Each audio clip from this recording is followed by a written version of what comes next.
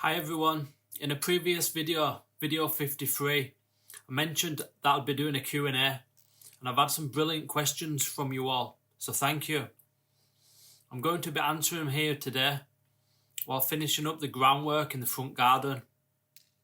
I decided to do it in this format because, to be honest, I'm not the best reader and the last thing I want to do is butcher anyone's usernames.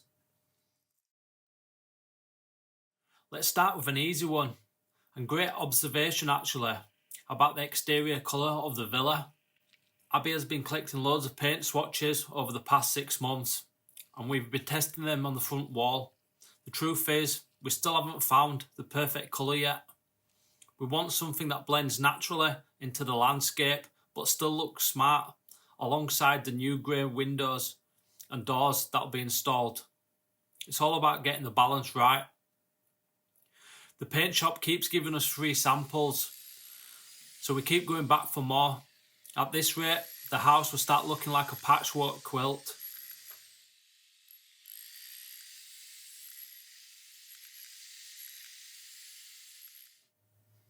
Speaking of the renovation, another really good question came up. How many days a month do I actually work on the villa? On average, I spend about 10 days a month physically working on the villa, another 10 days editing videos for you all to watch, and the rest of the time I'm back in the UK with my family. Filming, editing and writing everything has been a whole journey in itself. Before starting this, I had no idea how much work goes into creating each video.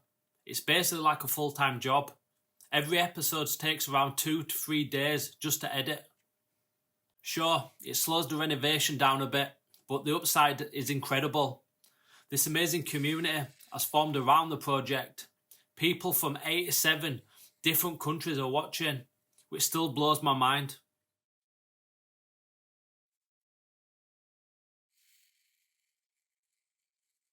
And this next one made me smile, because it's something a lot of people have noticed in the videos. Yes, I listen to music most of the day while I'm working. It really helps to keep me motivated when I'm on my own at the villa. My playlist is all over the place, from rap to classical and everything in between. I also enjoy listening to podcasts and audiobooks depending on the mood. It just helps keep me focused and positive when the days are long.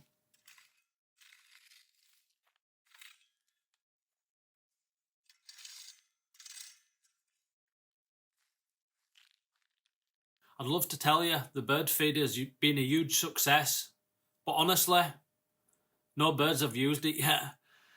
I've built what's basically a royal palace for birds, but they're clearly not impressed, so I'm going to keep trying different things. As for the fruit trees, they've really struggled with the 40-degree summer heat this year. I think most of them are gone, but I'm not giving up hope. They cost me several €100, so I'm still watering them regularly to keep the roots moist, just in case a few sprouts, spring back in spring, which I really hope they do. Worst case, if they don't, I'll replace them, but I'm not going to do that until I've got a proper irrigation system installed for when I'm back in the UK.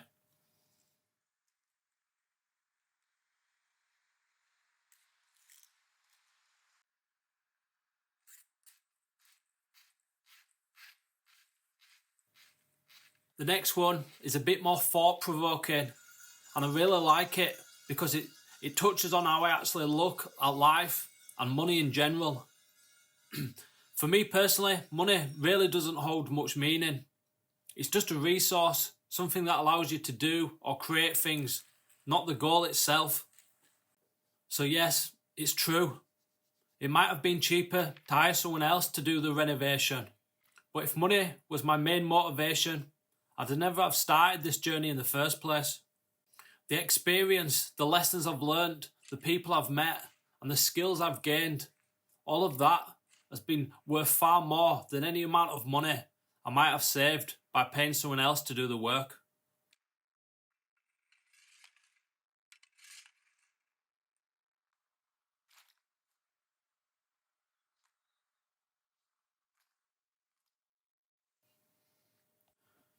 Now, on to one that a lot of people have been wondering lately. When will I actually be able to move in? Realistically, I think it'll be around April, May or June before the villa's at a stage where I can actually live there. Once the plastering is done, everything else will move quickly. That's when it'll start to feel like a home. I'd hoped to be in by Christmas, but as with all renovations, there's been delays and surprises along the way, like discovering I needed to build a large underground water tank for the main water supply. It wasn't part of the plan, but essential for long term.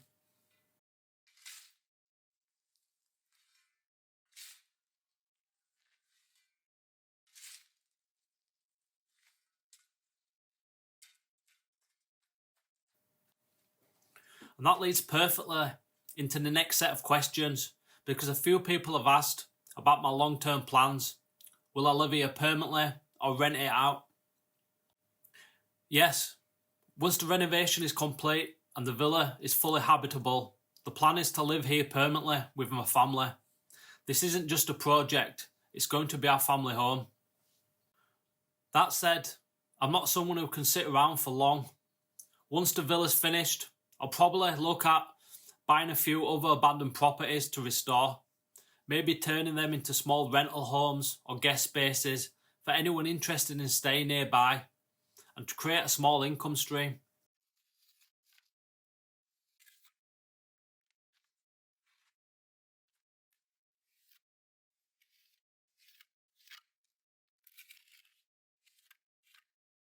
And finally, a really important question that comes up quite often about safety, security, and what's life actually like here in Sicily compared to the UK. I've actually tried to address this with a few journalists in recent interviews, but they've never really managed to get the point across properly, so here goes. One of the biggest reasons I wanted to leave the UK was because of the rising crime rate. Anyone living there knows what I mean. Random, unprovoked stabbings and attacks seem to be happening more and more. I found myself constantly worrying about my son going to school, on the bus, or even with Abby just out and about. Sadly, it's becoming normal to see stories of people being attacked in public, on trains, in parks, even near schools. It just started to feel like life in the UK was getting less and less safe. When I mention that I've moved to Sicily, people often assume the crime rate here must be higher, but that couldn't be further from the truth. In reality, it's the complete opposite. The only places that see slightly higher crime rates are big cities like Palermo or Catania, but that's no different to any other country. In the smaller towns and villages, life is incredibly peaceful. Violent crimes are almost unheard of here. The local police that I've spoken to at the park or out and about say that most incidents are just petty thefts or minor driving offences. Personally, I feel completely safe here, day or night. The locals look out for one another, and there's a real sense of community. My neighbours are always keeping an eye out on the place when I'm not around, and I do the same for them. He's a perfect example of just how safe it is. On one of my previous trips back to the UK, I locked up the villa before leaving, or at least I thought I had. When I returned a few weeks later, my heart sank. The back door was wide open. I was sure I'd been broken into, and then all my tools and belongings were gone. But when I went inside, everything was still there, not a single thing missing.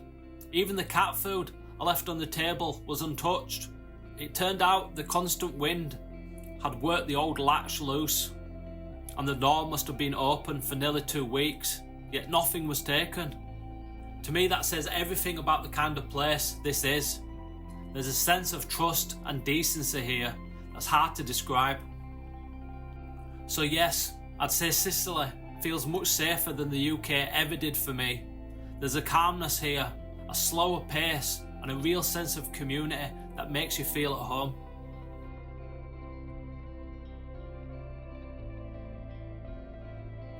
And that wraps up the first Q&A.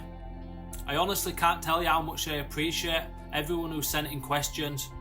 I really want everyone to be on the same page, and I think these Q&As might be a great way of achieving that. If you'd like to see more of these, let me know in the comments or drop me a new question for the next round. I read every comment and try to reply to many as I can. The channel has grown into such an amazing community, and it's all because of you guys, so thank you for being here and following along.